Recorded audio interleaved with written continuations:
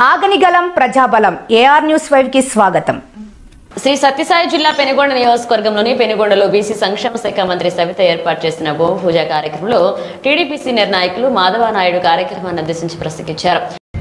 గత కొంతకాలంగా అంటే 2 సంవత్సరాల నుంచి మేము చూస్తున్నాము. అన్నా క్యాంటీన్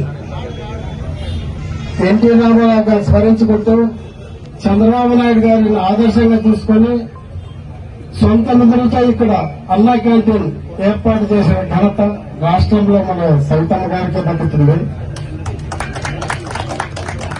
అదేవిధంగా అనూహ్యంగా సవితమ్మ గారి సేవా నివృత్తి ప్రజల్లో పోయి ప్రజల్లో కలిసి ప్రజల యొక్క బాగోగులు చూస్తూ ఎన్నో సేవా కార్యక్రమాలు చేసినందువల్లనే చంద్రబాబు నాయుడు గారు గుర్తించి ఆమెకు ఎమ్మెల్యే టికెట్ ఇవ్వడం, ఆ ఎమ్మెల్యే టికెట్ ఇచ్చినప్పుడు కూడా చాలా అపోహలు వచ్చాయి.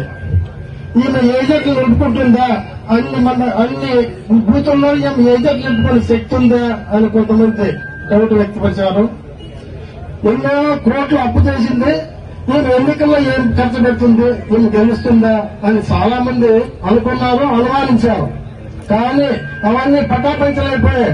ఎన్నికలు ఏ విధంగా నిర్వహించాలి అనేది ఒక సంక్షేమం నేర్చుకోవాలి. ప్రతి ఒక్కరు కూడా ప్రజల్లో ఏ విధంగా పోవాలి, ప్రజల్లో ఏ విధంగా మమేకమైపోవాలి అనే విధంగా మరి సవితమ్మ గారే ఆదర్శం అందరికి కూడా.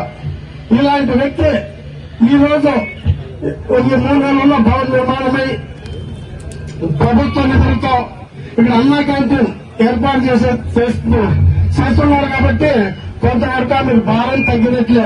ఎందుకంటే 3 సంవత్సరాలుగా ఆమె చెప్పాము, ఎప్పుడో ఆమె అన్నా క్యాంటీన్ ఓపెన్ చేయాలని చెప్పి మాకు ఆలోచన చేస్తే, ఎందుకమ్మా ఇంత ముందుగా ఎందుకు ఓపెన్ చేయాలి, నిధులు ఎక్కడి నుంచి తెస్తావు, అవి పెట్టేసి కాదు దగ్గరలో పెడతామంటే ఆమె 1 వారం లోపల దాని నిర్ణయం వెంటనే అన్నా క్యాంటీన్ ఓపెన్ చేసేసి అన్నా క్యాంటీన్ చేస్తున్నామని ప్రకటించినటువంటి గొప్ప వ్యక్తి ఆమె. అలాంటి అన్నపూర్ణేశ్వరికి, ఎందుకంటే అన్నం పరబ్రహ్మ స్వరూపం, అన్ని దానాల కంటే అన్నదానం గొప్ప. ప్రతి ఒక్కరూ కడుపుండి అన్నం తింటేనే ఏ మహాతల్లి నాకు అన్నం పెట్టింది అని చెప్పి ప్రతి ఒక్కరు తలుచుకుంటారు.